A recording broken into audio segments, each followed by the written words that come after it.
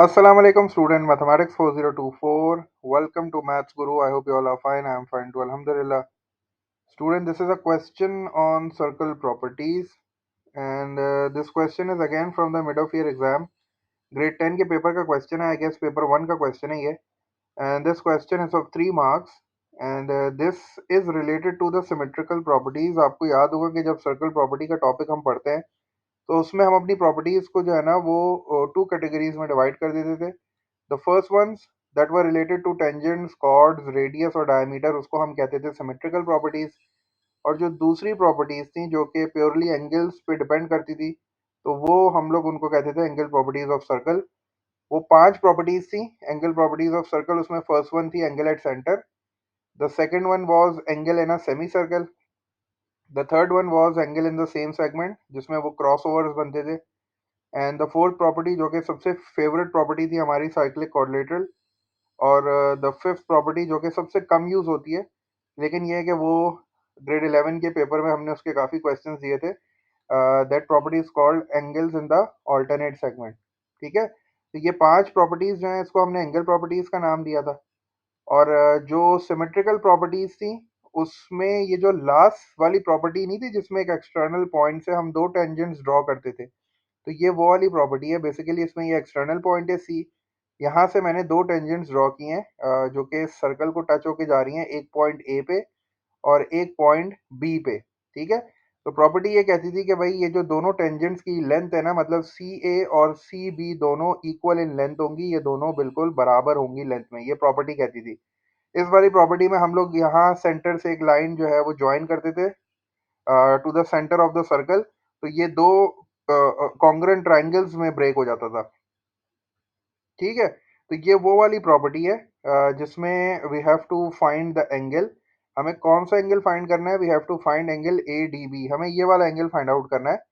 सही है, और हमें गिवन क्या है? हमें ये वाला एंगल गिवन है, एंगल ए सी बी, जो कि 52 डिग्रीज के बराबर है. तो अब since this question is of 3 marks, तो आप 3 मार्क्स को देख के एकदम बोलोगे कि यार इसमें तो काफ़ी कैलकुलेशन लगेगी, लेकिन मैं आपको ना बड़ा आसान सा तरीका इसका एक समझा देता हूँ और वो उसका मतलब प्रूफ भी बता देता हूँ कि वो प्रॉपर्टी मैं यहाँ क्यों यूज़ कर रहा हूँ. उससे जो है ना विद इन वन स्टेप जो है ना इसका आंसर आ जाता है. हमें इतनी वर्किंग करने की ज़रूरत नहीं होती. ठीक है, पहले मैंने थोड़ा सा ये तुम्हें रिवाइज करा दिया कि ये कौन सी प्रॉपर्टी है. ये सिमेट्रिकल प्रॉपर्टी है जिसमें एक एक्सटर्नल पॉइंट से हम दो टेंजेंट्स ड्रॉ करते हैं. और प्रॉपर्टी ये कहती है कि भाई ये जो दो टेंजेंट्स आपने बनाई है ना, सी ए और सी बी, इन दोनों की लेंथ बिल्कुल बराबर होगी.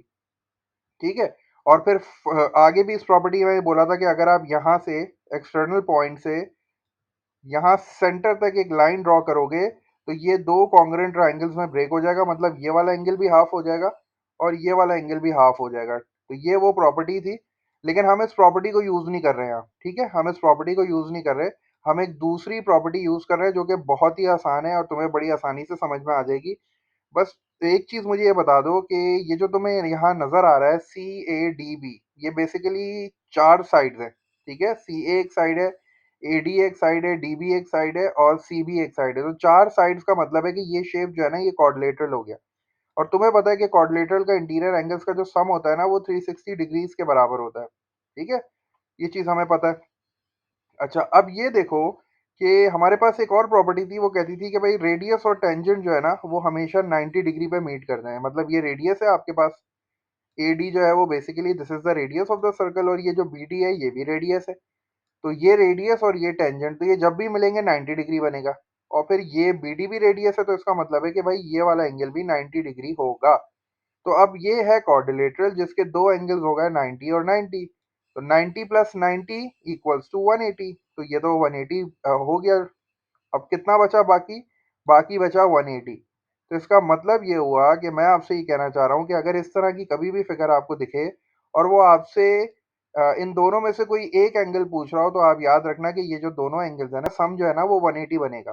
क्यों? क्योंकि अभी हमने डिस्कस कर लिया कि C A B D is a quadrilateral and the sum of interior angles of a quadrilateral is equals to 360 degrees.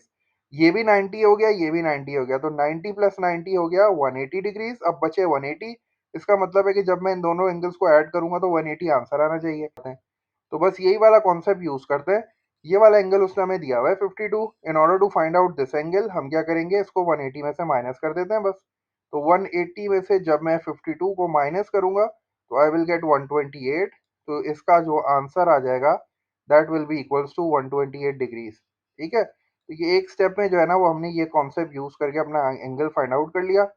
इसका एक लेंदी तरीका भी था जिसमें आप जो है वो इसको यहाँ से जो है वो लाइन बना के यहाँ से ब्रेक कर देते, ये 26 हो जाता, ये 90 हो जाता।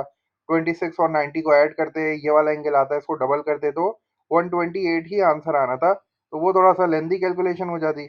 मैंने आपको एक आसान सा तरीका बता दिया कि भाई याद रखना कि अगर इस तरह की प्रॉपर्टी आती है, ये वाली प्रॉपर्टी से क्वेश्चन आता है, तो आप याद रखना कि अगर आपको ये दे रहा है तो 180 से माइनस करके ये निकाल लो, अगर ये दे रहा है तो 180 से माइनस करके ये निकाल लो, क्योंकि बाकी दो तो 90 के बराबर है। तो that was all about this question. एक स्टेप में देखो इसका आंसर आ गया।